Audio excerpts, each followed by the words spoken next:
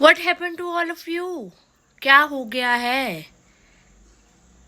हम यही क्यों देखे जा रहे हैं कि मोदी जी ने जो हमारा जो फ्लैग है वो अपने जो कोट की पॉकेट है उस पे कैसा लगाया है। कोई बोल रहा है ये फ्लैग इंडिया का नहीं है, कोई बोल रहा है वैसे नहीं है। यार जस्ट थोड़ा सा माइंड तो लगाइए आप लोग।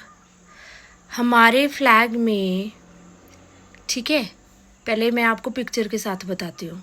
हमारे फ्लैग में सबसे ऊपर कौन सा कलर आता है? सबसे ऊपर केसरी रंग, उसके बाद सफ़ेद रंग, फिर उसके बाद हमारा जो है हरा रंग आता है।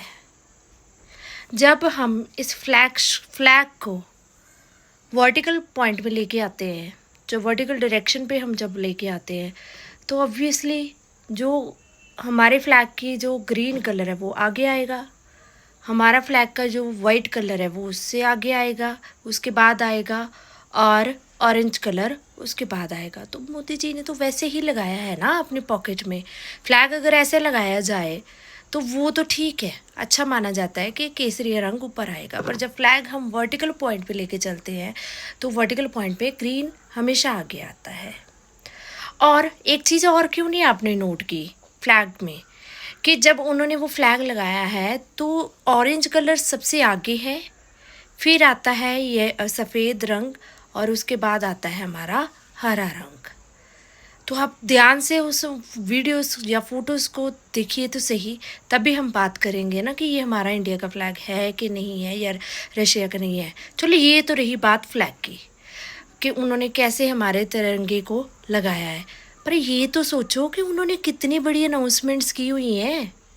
Just focused on all the announcements जो युवाओं के लिए की गई है या देश के लिए की गई है, ताकि हम आगे के लिए फ्यूचर के लिए सोच सके।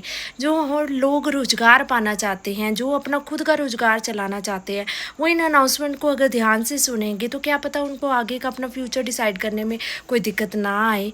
तो सबसे उस चीज़ों को भी हम फोकस करके चले। तो कोई बात नहीं, अगर आपने अनाउंसमेंट्स नहीं सुनी हुई है तो मैं आपको सारी अनाउंसमेंट डिटेल वाइज अभी आपको बताती हूँ। आप वीडियो के साथ साथ बने रहिए।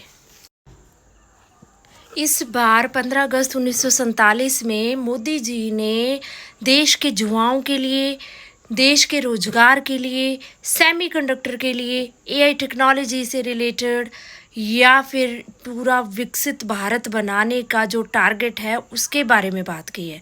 तो वन बाय वन सारी बातें हम समझेंगे। You all know that we are under developed country.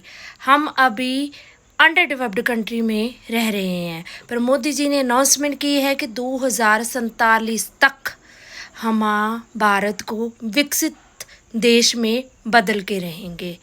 तो देखते हैं आगे टारगेट पूरा होता है कि नहीं होता है, वो चीज़ों की मैं गारंटी कभी नहीं देती हूँ, पर मैं हाँ अनाउंसमेंट्स आपको बता रही हूँ। तो सबसे पहले बड़ी अनाउंसमेंट यही हुई थी, 2047 तक का टारगेट रखा गया है कि इंडिया को एक विकसित देश बनाने का सबसे पहला लक्ष्य।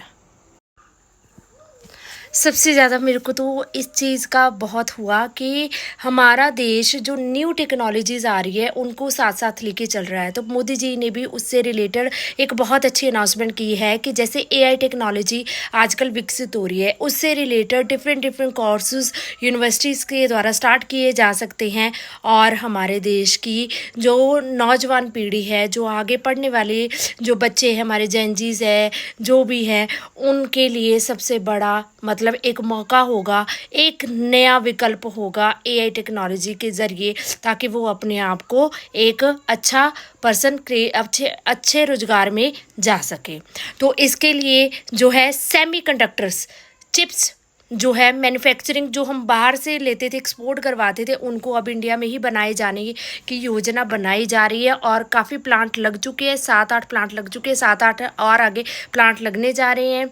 और साथ साथ सप्लाई चेन को सुनिश्चित करने के लिए भी जो भी रिक्वायरमेंट्स होती है उनको भी इंडिया में ही मैन्युफैक्चर्ड करने का प्रोग्राम तैयार किया जा रहा है।